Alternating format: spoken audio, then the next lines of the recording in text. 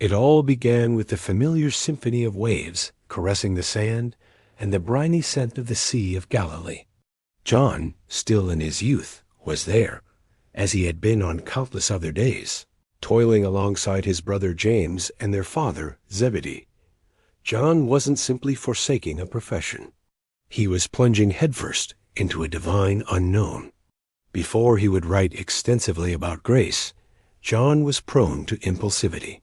Before he would instruct others on gentleness, he embodied intensity. Among the 12, 3 Peter, James, and John himself were granted access to moments that the others did not witness. John didn't merely follow Jesus in his public preachings or his wondrous miracles, but also along the dusty roads, during the quiet intervals of silence, at simple shared meals, and in the unspoken glances exchanged amidst the milling crowds. But he was not merely a passive observer. He was an active participant in the unfolding drama, positioned intimately close to Jesus when the heavens intersected with the earth. He was present when Jesus interrupted a grieving mother's lament, restoring her only son to life in Nain. He stood beside the Master when Lazarus, after 4 days in the tomb's darkness, heard the commanding voice that pierced the veil of death and summoned him back to life. John saw the eyes of the blind open, heard the joyous cries of healed lepers, and felt the very ground tremble in astonishment as demons bowed in submission before Jesus' authority. But John perceived with more than just his physical eyes. He understood with his spirit. Each miracle was far more than a mere display of power. It was a veiled message, a profound revelation about the kingdom. It was as if Jesus was painting with his actions what John would later articulate with his words. He recognized Jesus' footsteps by ear, much like a dear friend who can instinctively identify the precise sound of the walk of the one they cherish. That is precisely why, later, when composing his letters, John spoke with such compelling authority about love. He didn't write based on abstract theories. He had seen love. He had touched love. He had lived intimately alongside love in its tangible human form. Every night beneath the starlit Galilean sky, every morning around the communal fire, every shared moment with Jesus was a living, breathing lesson. John was being discipled not merely to teach, but to become a living reflection of the one he so profoundly admired. He was no longer the same impetuous young man from the fishing nets. Now he was a clear mirror reflecting the Master. But even within this select trio, John distinguished himself through something truly unique. He possessed an unparalleled access to the Master's heart. It was as if Jesus, amidst a cacophony of voices, found in John's presence a reliable stillness, a safe sanctuary for his soul to find repose.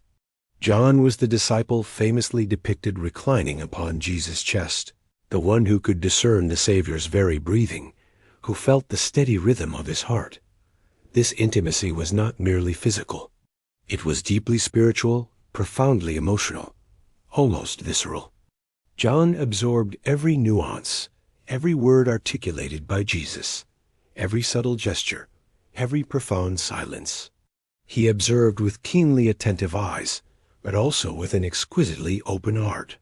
Perhaps this is why he alone, among the 4 evangelists, commenced his account by declaring that the Word became flesh and dwelt among us.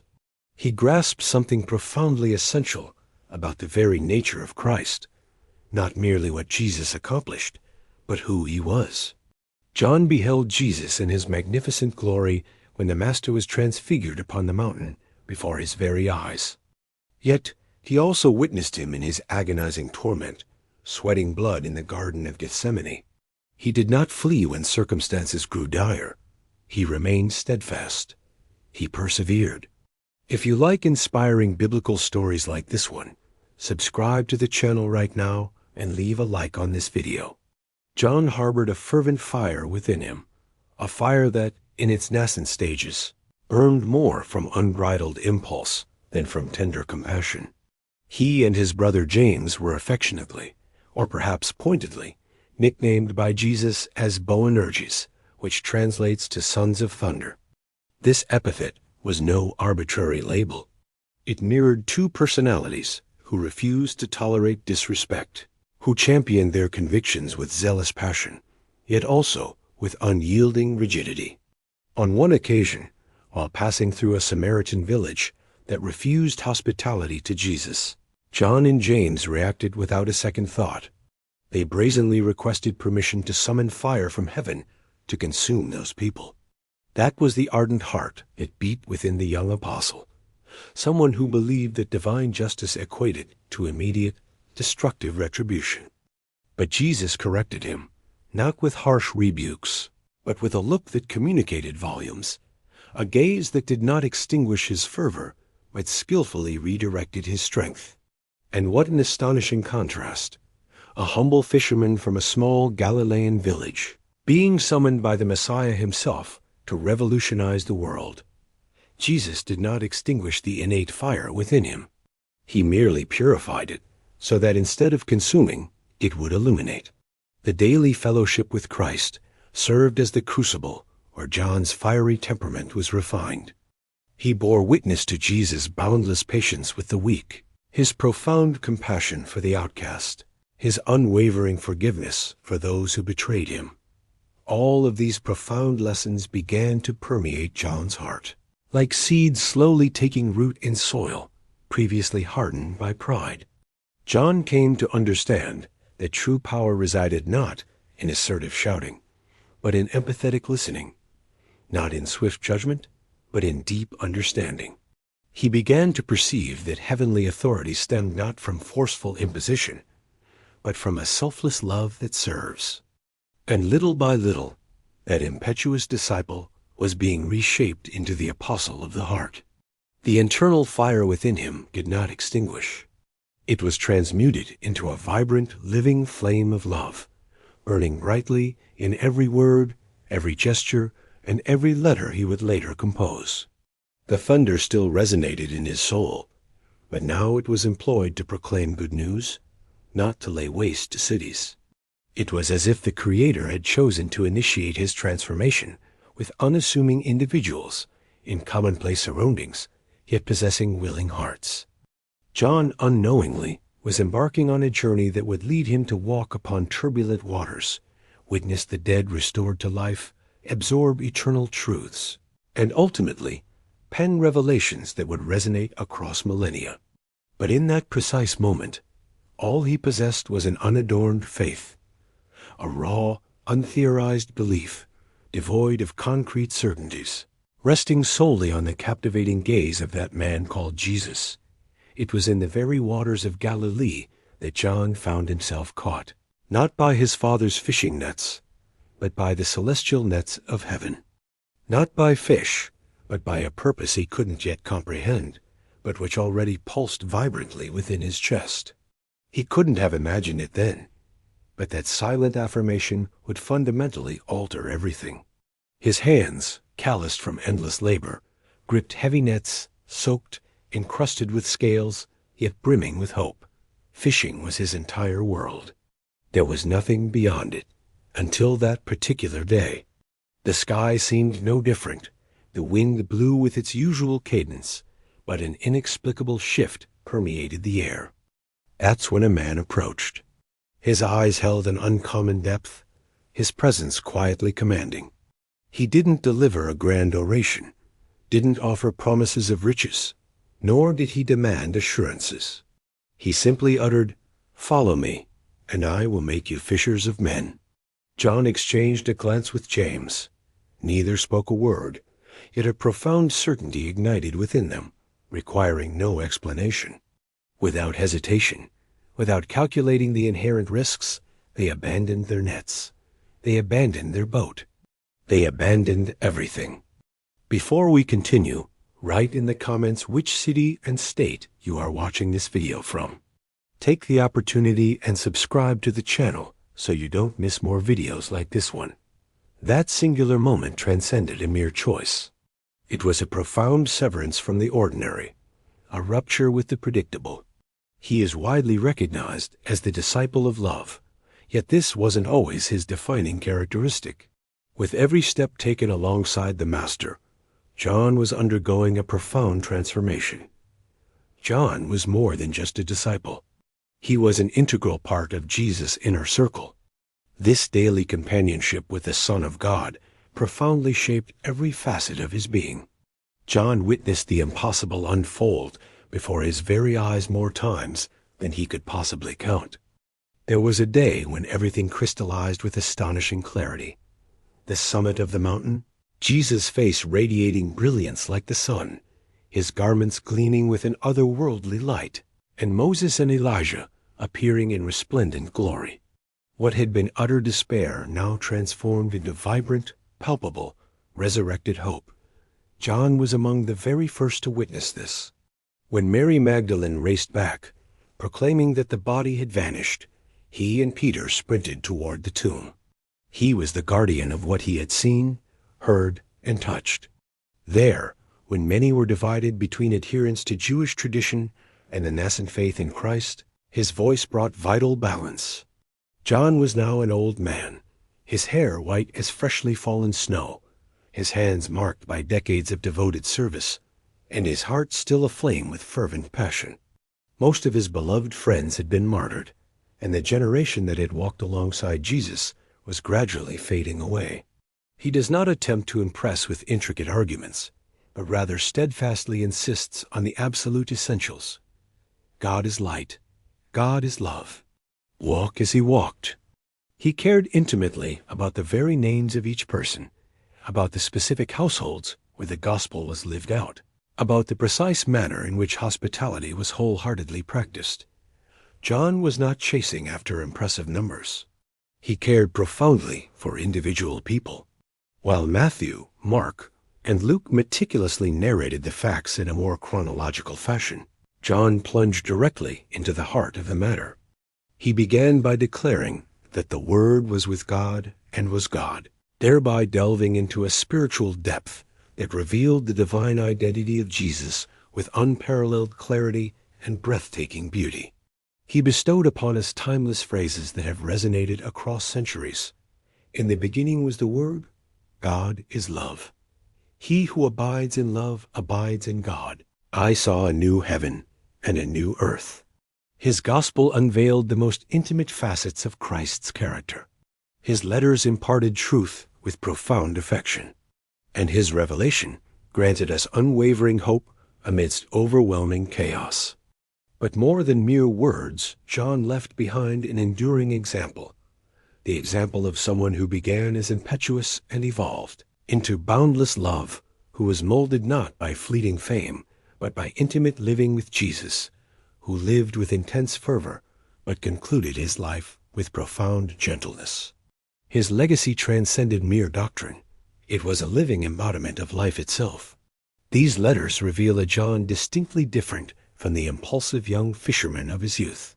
It is recounted that in his extreme old age, he was carried to church in the arms of other devoted brothers.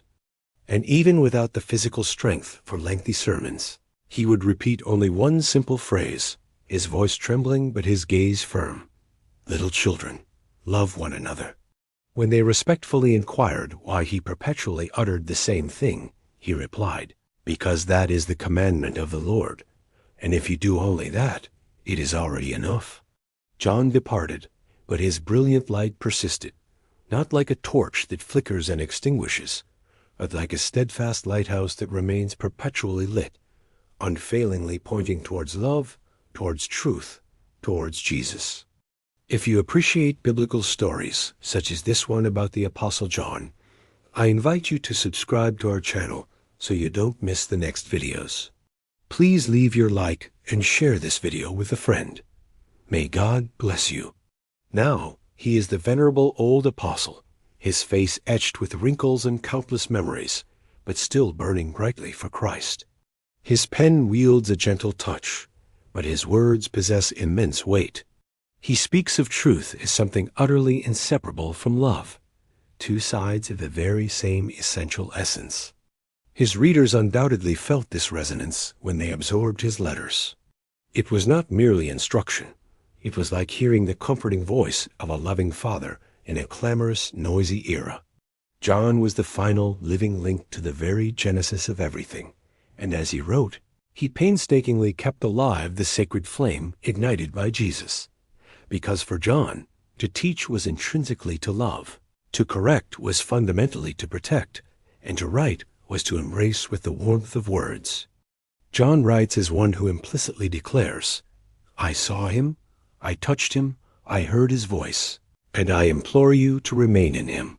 He survived the relentless march of time, brutal persecutions, agonizing exile, and the profound silence that descends when cherished friends depart, leaving only poignant memories. He was the ultimate guardian of a bygone era.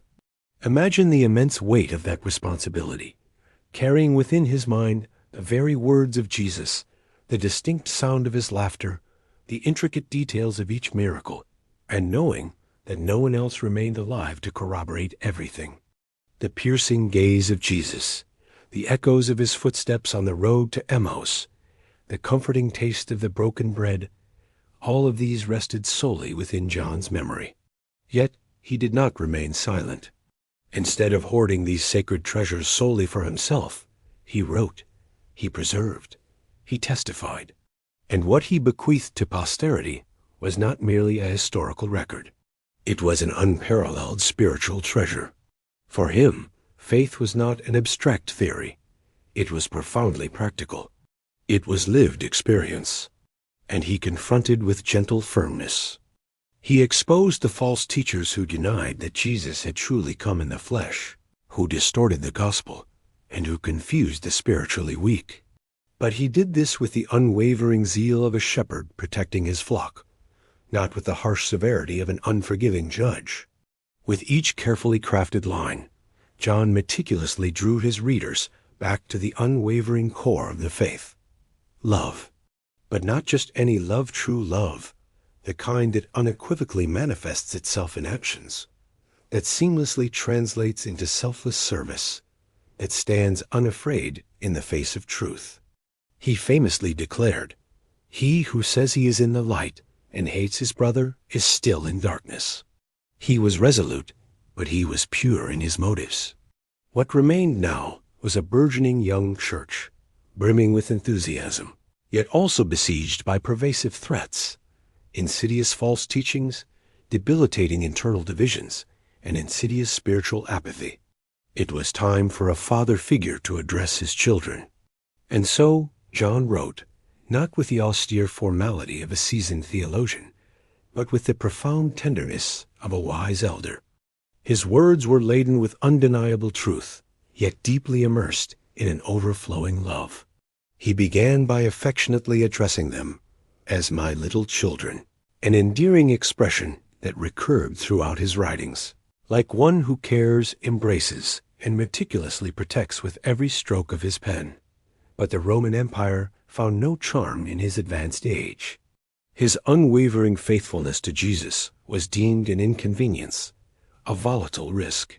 That is precisely why he was exiled to Patmos, a barren, an isolated island amidst the Aegean Sea, place of intended silencing, where it was hoped his voice would be quelled permanently. But what men conspired to silence, God utilized to reveal the unseen. In that arid and solitary landscape, encompassed by stark stones and pervasive silence, John experienced the most profound spiritual encounter of his entire life. It was the Lord's day, and he was in the Spirit, perhaps immersed in prayer, perhaps reliving cherished memories of his days with Jesus, or perhaps simply waiting in expectant reverence. And then the heavens tore open. He heard a voice, resounding like the blast of a trumpet. When he turned, he beheld something that human language can barely begin to describe: the glorified Christ.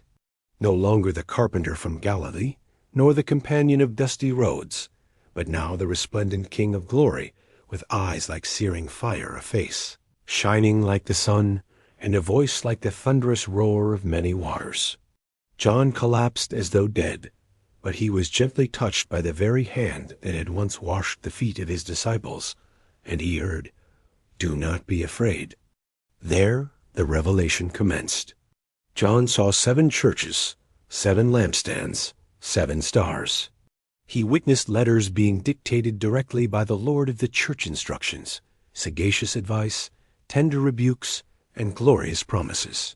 He meticulously recorded everything, like one who understands its significance would endure for generations. But it did not cease there. He saw majestic thrones, countless angels, vast heavenly multitudes, a Lamb who appeared to have been slain, yet was vibrantly alive. He beheld the book sealed with 7 seals, the formidable horsemen of the apocalypse, the final earth-shattering judgment, the spectacular fall of Babylon, and ultimately, the new Jerusalem descending from heaven, radiant like a bride adorned for her groom.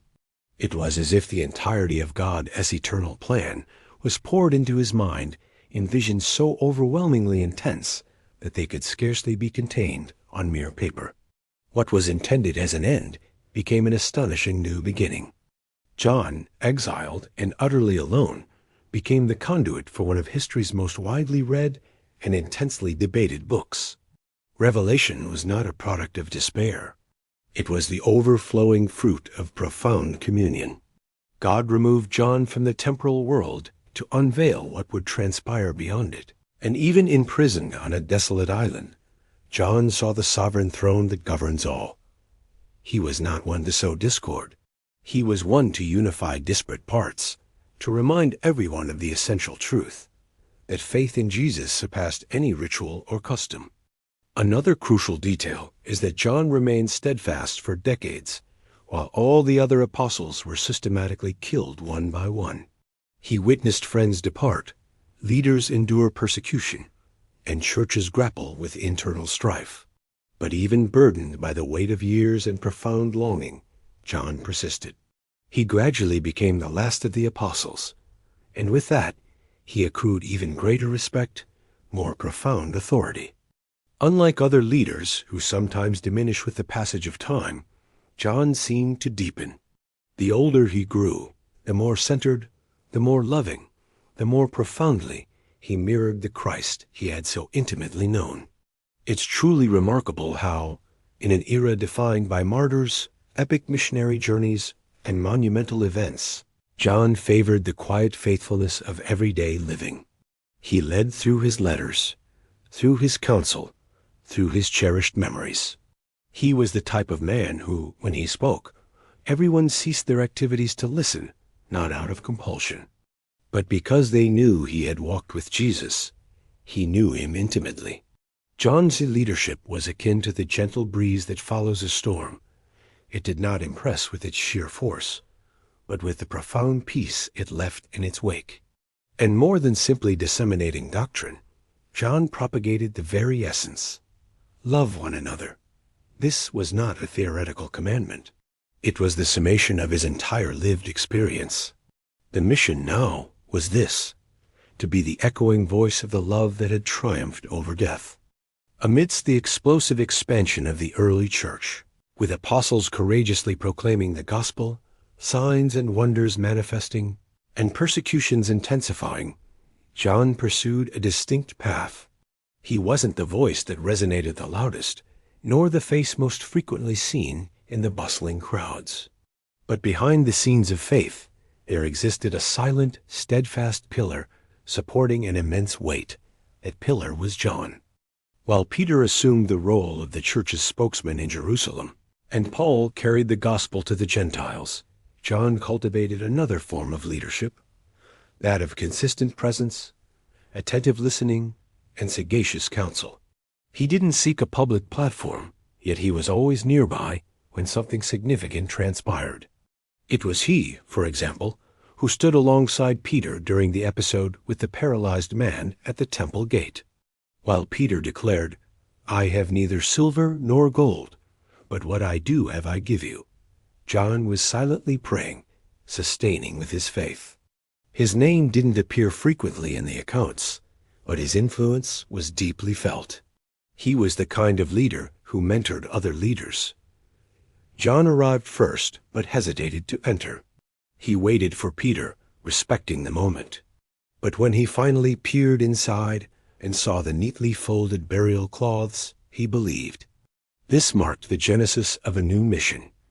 The Master had conquered death, and now it was the disciples' turn to venture forth and transform the world. John comprehended that the cross was not the narrative's conclusion. It was the pivotal key to an entirely new beginning. John was there. The Transfiguration was not simply a glorious vision. It was the definitive revelation that the carpenter from Galilee was, unequivocally, the Son of the living God. He witnessed the pierced hands touch Thomas. He saw the Master share a meal of fish around a fire. He heard the voice that, even glorified, still carried the same tender cadence. It was also during this period that John observed something deeply profound between Jesus and Peter. After Peter's painful denial, he was graciously restored through direct questions, the kind that simultaneously heal and confront. And John was there, absorbing every word. When Peter, still somewhat insecure, pointed to John and inquired, "What about him?" Jesus responded with words that would resonate for years. "If I want him to remain until I come, what is that to you? You follow me."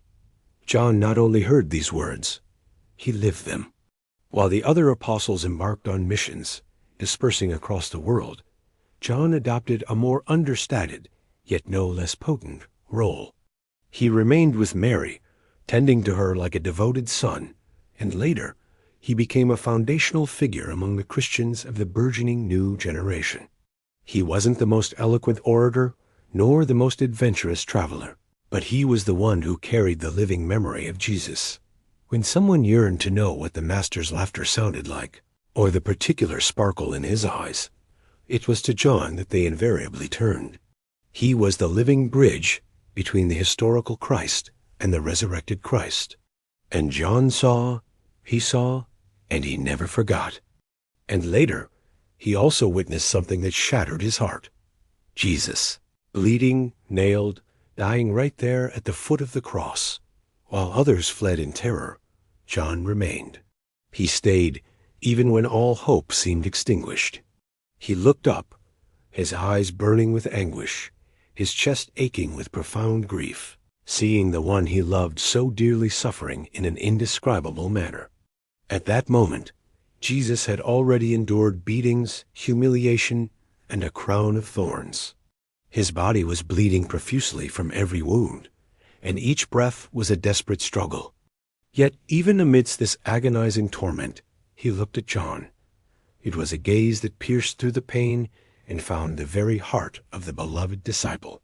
There, at the foot of the cross, John heard words that no other man received. "Woman, behold your son.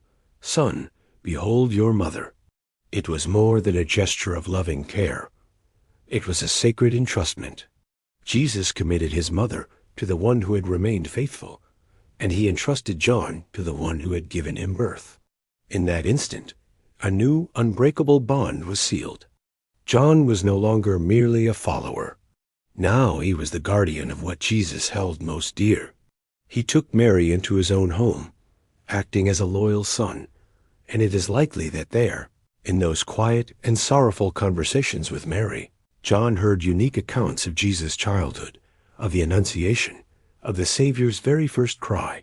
He knew the story before the story began.